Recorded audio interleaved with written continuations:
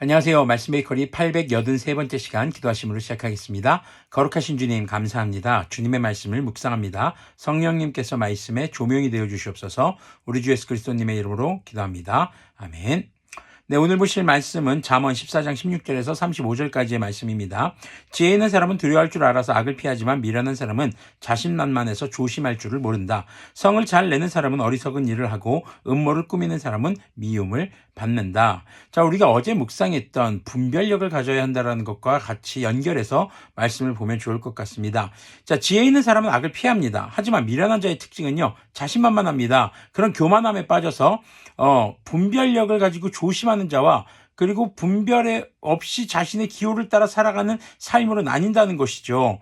자, 지혜 있는 사람은 악을 피합니다. 조심한다는 겁니다. 분별력을 가지고 악에서 돌아섭니다. 하지만 자신만만한 사람은요, 분별 없이 그냥 자신의 기호를 따라 살아가다 보니까 결국 악을 행하고 그 결과는 심판을 향해 달려가는 삶을 살게 되는 것이죠. 자, 자신의 기호를 따라 살아가기 때문에 어리석은 행동을 하게 되고 결국 미움을 받습니다. 근데 사람들에게 받는 미움보다 무서운 것은요, 하나님의 미움을 받게 된다는 것이죠. 18절 계속 보면요, 어수룩한 사람은 어수룩함을 유산으로 삼지만 슬기로운 사람은 지식을 면류관으로 삼는다. 악인은 선한 사람 앞에 엎드리고 불의한 사람은 의인의 문 앞에 엎드린다. 자, 결국 자신의 기호가 기준이 되어서 살아가는 사람은 결국 분별력 없는 삶을 유산으로 남기게 됩니다. 자녀들도 그런 삶을 배우게 되겠죠. 그리고 자신이 괴롭혔던 선한 사람 앞에 엎드리는 결과를 가져오게 됩니다.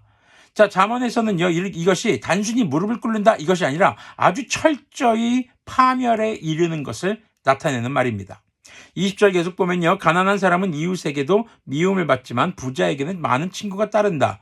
이웃을 멸시하는 사람은 죄를 짓는 사람이지만 가난한 사람에게 은혜를 베푸는 사람은 복이 있는 사람이다. 악을 꾀하는 사람은 길을 잘못 가는 것이나 선을 계획하는 사람은 인자와 진리를 얻는다.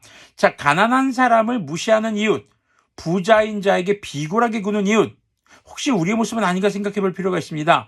이런 사람들이 거만에 빠진 사람들입니다. 결국 죄에 이르게 돼서 주님의 심판을 받게 되는 것이죠. 하지만 가난한 사람에게 은혜를 베푸는 자, 그런 사람만이 복을 얻는 사람이고 선을 계획하는 사람이라고 잠언에서는 이야기를 하고 있습니다. 바로 이렇게 복 있는 사람은 이웃을 자신의 몸과 같이 사랑할 줄 아는 사람이라는 것입니다. 자, 그런 사랑이 어떻게 가능할까요? 바로 주님을 경외하는 삶이기 때문에 가능합니다. 주님을 경외한다는 것은 우리 주 하나님을 마음과 뜻과 목숨을 다해 사랑하는 것을 말합니다. 결국 22절의 내용처럼 주님의 인자와 진리를 얻게 되는 것, 주님께서 완성하실 구원에 참여할 수 있게 되는 것이죠.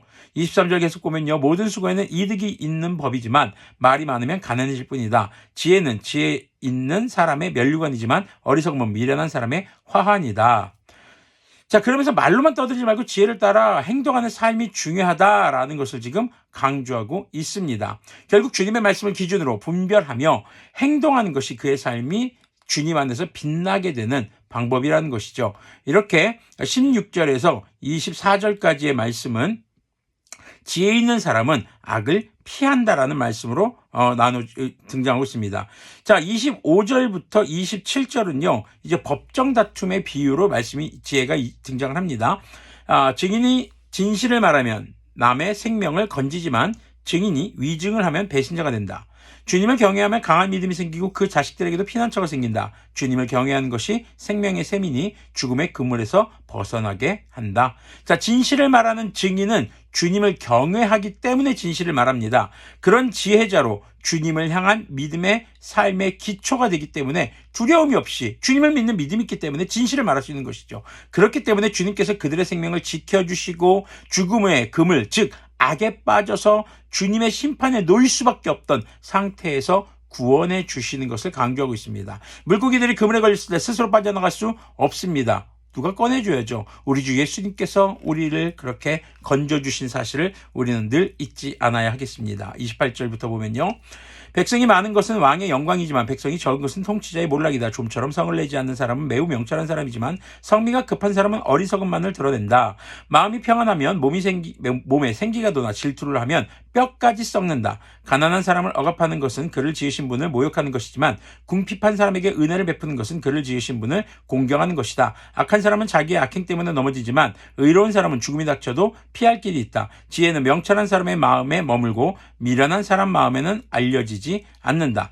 정의는 나라를 높이지만 죄는 민족을 욕되게 한다. 슬기로운 신하는 왕의 총애를 받지만 수치스러운 일을 하는 신하는 왕의 분노를 산다. 자, 왕과 연관된 이야기입니다. 자, 하나님을 경외하는 왕이 백성이 많고 그의 앞길을 주님께서 베푸시는 생명이 충만한 길이 된다는 것을 이야기하고 있습니다. 자, 28절에서 35절은요, 이런 한 나라의 왕에 대해서도 주님을 경외하는 지혜가 있어야 하는 것을 말하면서 오늘날 우리가 어떤 공동체의 지도자가 되는 것도 이야기한다고 볼 수 있겠습니다. 그런데 우리가 여기서 놓치지 않아야 할 것은 우리는 이 땅에서 영적인 리더자들입니다. 바로 주님을 경외하는 삶, 지혜를 따라 사는 삶이 무엇인지 우리의 삶으로 나타내고 가르쳐야 하는 사람들인 것이죠. 자, 그렇기 때문에 이런 지도자가 주님을 경외하는 지혜가 있어야 백성들 또한 평안을 누리면서 언약의 은혜를 누리게 되는 것을 왕에 대해서 이야기하고 있습니다. 우리 역시 그런 삶을 살아야 하는 것입니다. 우리 그리스도인들이 주님의 말씀을 지켜 행하며 살아갈 때, 교회가 주님의 뜻을 온전히 준행하면서 살아갈 때 바로 그 안에 있는 성도들이 평안을 누릴 것이며 그들의 삶을 통해서 복음이 전해지게 되는 것이죠. 자, 이것이 공동체의 지도자와 따르는 자들, 또 이런 이야기로만 우리가 보아서는 안 됩니다. 특히 35절은요, 신하가 슬기로운 행동을 해야 한다고 강조합니다. 네, 죄송합니다. 그래서 왕과 신하를 분리하는 것이 아니라 우리는 동일하게 한번 볼 필요가 있습니다. 자, 이 땅에서 그리스도인은요, 왕 같은 제사장 거룩한 하나님 나라의 백성이 된 우리를 말합니다. 우리는 이 땅에서 영적인 지도자여야 합니다. 군림하는 지도자가 아니라 주님의 말씀이 모든 결정과 행동의 기준이 되는 그런 주님을 경외하는 삶으로 복음을 전하는 지도자여야 하는 것이죠. 또한 진정한 왕이신 우리 주 예수님의 말씀에 순종하며 슬기로운 신하로 살아가야 하는 것입니다. 우리는 이 땅의 왕이며 주님을 섬기는 제사장, 여기서 제사장은요, 예배하는 예배자, 그리고 주님께서 가르쳐 지켜 행하라신 것들을 배우고 또 그것을 가르쳐 지켜 행하게 하는 사람, 즉 복음을 전하는 사람입니다.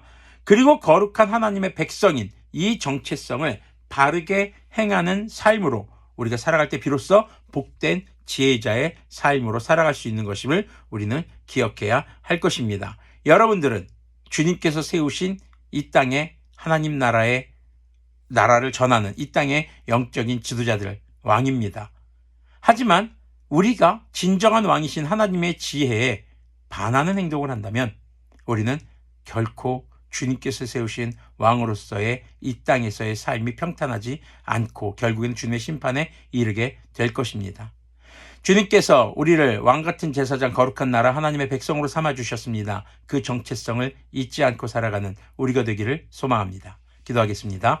거룩하신 주님 감사합니다. 주님, 이 땅 가운데서 지혜를 행하며 주님의 말씀을 기준으로 살아가게 하여 주시고 아버지, 우리가 만난 자들에게마다 아버지 우리의 삶의 현장에서 늘 예배하며 지금 주님께서 우리에게 가르쳐 지켜 행하라는 말씀을 지켜 행하는 삶으로 복음을 증거할 수 있는 그런 거룩한 하나님의 나라 백성이 될 수 있도록 긍휼을 베풀어 주시옵소서. 우리 주 예수 그리스도님의 이름으로 기도합니다. 아멘. 네, 이제 우리의 영적인 질풍노도의 시기를 마치고 확고한 그리스도인으로서의 정체성을 세워서 주님의 자녀답게 그리스도인답게 살아갈 때가 되었습니다. 오늘도 주님의 자녀다운 삶이 되시기를 소망합니다.